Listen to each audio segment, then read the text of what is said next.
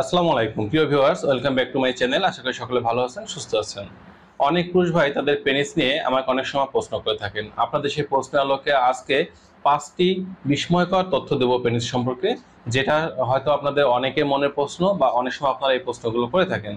তো প্রথম নম্বর যে প্রশ্নটি ম্যাক্সিমাম নারী এবং পুরুষরা করেন সেটা হচ্ছে, তারা বলেন যে আমাদের যে বাচ্চা আছে বা ছেলের বাচ্চা যারা, তারা দেখা যাচ্ছে যে বয়স অল্প বা ছোট মানুষ, তারা কিন্তু তাদের পেনিসটা কেন দ্রুত উত্থান হয় বা শক্ত হয়ে দাঁড়িয়ে থাকে। অর্থাৎ বাচ্চা ছেলেদের পেনিস যদি শক্ত হয়ে দাঁড়িয়ে থাকে বা ঘন ঘন দাঁড়ায়, তাহলে এটা কোনো সমস্যা কিনা।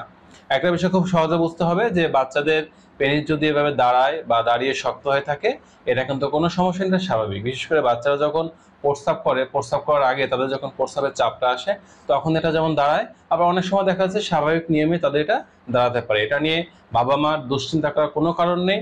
এটা একেবারেই স্বাভাবিক একটা ব্যাপার এবং স্বাভাবিকভাবে কিন্তু এটা নেওয়ার চেষ্টা করতে হবে এবং এটা নিয়ে আপনাদের দুশ্চিন্তার কোনো কারণ নেই।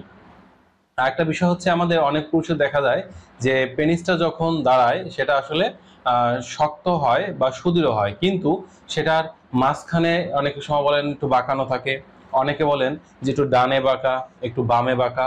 অর্থাৎ কেউ বলেন যেটা ধনুকের মতো বাঁকা, কেউ বলেন এটা একটু ডানে বাঁকা, একটু বামে বাঁকা, একটু উপর দিকে বাঁকা।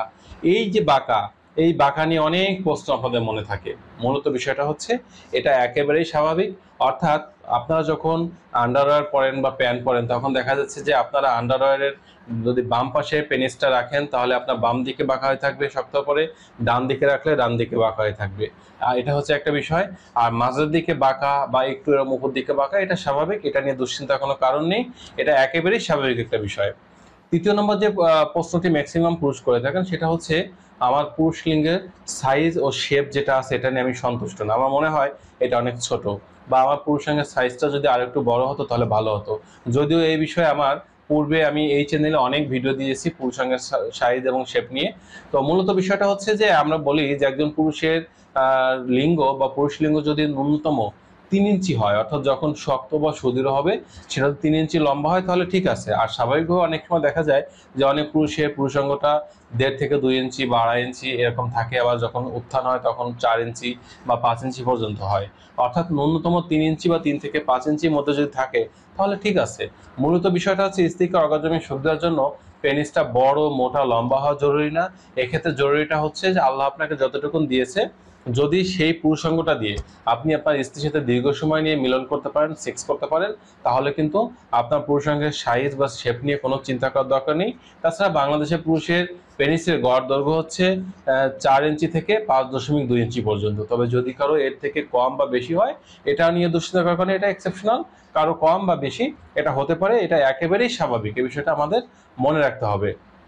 একটা প্রশ্ন থাকে 4 নম্বর যেটা করে থাকেন, অনেকে বলেন যে আমার পুরুষ লিঙ্গে যেহেতু কোনো হাড্ডি থাকে না, সেহেতু আমি দীর্ঘদিন হস্তমৈথুন করেছি বা দেখা যাচ্ছে মাস্টারবেশন করার কারণে আমার কাছে মনে হয় যে আমার পেনিসটা মাঝখানে অতিরিক্ত বাঁকা হয়ে গেছে। অথবা অনেক সময় দেখা যায় অনেক পুরুষ যখন স্ত্রীর কাছে যাচ্ছেন অতিরিক্ত উত্তেজিত হওয়ার ফলে তাদের পজিশন বা আসনে কিছু ভিন্নতা আনার চেষ্টা করেন, বা এই সময় দেখা যায় অতিরিক্ত প্রেশার দেওয়ার ফলে প্যানাইল ফ্র্যাকচার হয়ে যায়। অর্থাৎ পেনিসের যে প্যানেল টিস্যুগুলো এটা ক্ষতিগ্রস্ত হয়, এটা ফ্র্যাকচার হয়ে যায়।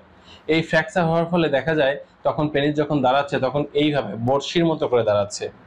যদি কারো এই বড়শির মতো করে সমস্যা দেখা দেয়, অর্থাৎ পেনিসটা এরকম না হয়ে, এরকম না হয়ে, ডানে বামে বাঁকা না, এটা ঠিক বড়শির মতো বাঁকা হয়ে গেছে, অর্থাৎ পেনিসের এই জায়গাটায় মাঝখানের দিকে ফ্র্যাকচার হয়ে গেছে, যার কারণে এটা বড়শির মতো বেঁকে যায়। যদি এরকম সমস্যা হয় তাহলে অবশ্যই একজন ভালো চিকিৎসককে শরণাপন্ন হতে হবে, রেজিস্টার চিকিৎসক শরণাপন্ন হয়ে এর সঠিক সমাধান খুঁজে বের করতে হবে বা চিকিৎসা গ্রহণ করতে হবে। এক্ষেত্রে কেবলমাত্র চিকিৎসা প্রয়োজন আছে। তাছাড়া যদি কোনো পুরুষের জন্মগতভাবে পুরুষাঙ্গ এরকম হয়ে থাকে, বড়শির মতো বাঁকা হয়ে থাকে, তাহলে সেক্ষেত্রেও কিন্তু অবশ্যই আপনাদের চিকিৎসকের শরণাপন্ন হতে হবে বা সুচিকিৎসা গ্রহণ করতে হবে। এর কিন্তু কোনো বিকল্প নাই। এই বিষয়টা আমাদের মনে করতে হবে বা মনে রাখতে হবে। 5 নম্বর যে সমস্যাটা থাকে ম্যাক্সিমাম পুরুষের, সেটা হচ্ছে তাদের পেনিসের যে অগ্রভাগ বা লিঙ্গমুন্ডু, এই জায়গাটায় অনেক ময়লা জমে এবং চুলকানি হয়। এই যে সমস্যাটা হয়, এটা মূলত সেই সকল পুরুষদের হয় যাদের মুসলমানি করানো নেই বা আমরা বলে থাকি সার্কামস্টেশন করানো, অর্থাৎ লিঙ্গের মাথার দিকে যে চামড়াটা থাকে, চামড়াটা যদি কারো কাটা না থাকে, বিশেষ করে মুসলমান ব্যতীত অন্যান্য ধর্মাবলম্বী যারা আছেন তাদের আসলে এই জায়গাটা সার্কামস্টেশন করা থাকে না, যার কারণে লিঙ্গের যে মুন্ডুর ওখানে যে একটা ব্যারের মতো আছে বা একটা খাদ আছে, এই খাদের ওখানে আঠালো এক প্রকার চটচটে দুর্গন্ধযুক্ত এক প্রকার যে পদার্থ এটা জমে থাকে, এবং এটা কিন্তু অত্যন্ত দুর্গন্ধযুক্ত একটি পদার্থ। এবং এই যে আঠালো পদার্থটা এখানে জমতেছে, এরা যদি দীর্ঘদিন জমে এবং আপনি যদি গোসল করার সময় পেনিসের চামড়াটা টেনে যদি এটা ভালো করে পরিষ্কার না করেন, তাহলে কিন্তু ওইটা জমতে জমতে একটা পর্যায়ে আপনার ওখানে ফাঙ্গাল ইনফেকশন হতে পারে, বা ব্যাকটেরিয়াল ইনফেকশন হওয়ার ফলে দেখা যাচ্ছে পরবর্তীতে আপনার লিঙ্গ, মুন্ডু এবং পেনিস এবং অন্ডকোষের বিভিন্ন জায়গায় আপনার চুলকানি বা ফাঙ্গাল ইনফেকশন বা ব্যাকটেরিয়াল ইনফেকশন হওয়ার ফলে আপনার ফাঙ্গাস বা ব্যাকটেরিয়াল ইনফেকশন যেগুলো থাকে, যেমন চুলকানি, পাঁচড়া, দাউদ, একজিমা, এই ধরনের সমস্যা দেখা দিতে পারে।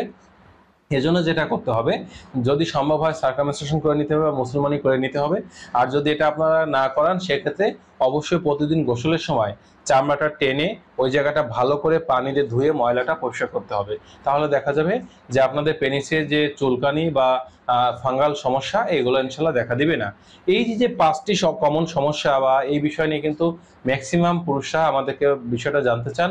তো আশা করি আজকে ভিডিওটি দেখলে আপনাদের এই সমস্যা নিয়ে আর কোনো প্রশ্ন করতে হবে না, বিষয়টা নিজেরাই অনুধাবন করতে পারবেন বা বুঝতে পারবেন।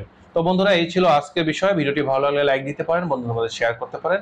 যারা এখন মতো চ্যানেলটি সাবস্ক্রাইব করেননি, চ্যানেলটি সাবস্ক্রাইব করে চ্যানেলের সাথেই থাকবেন। সকলে সুস্থ সুন্দর জীবন কামনা করছি। আজ এ পর্যন্তই। আল্লাহ হাফেজ।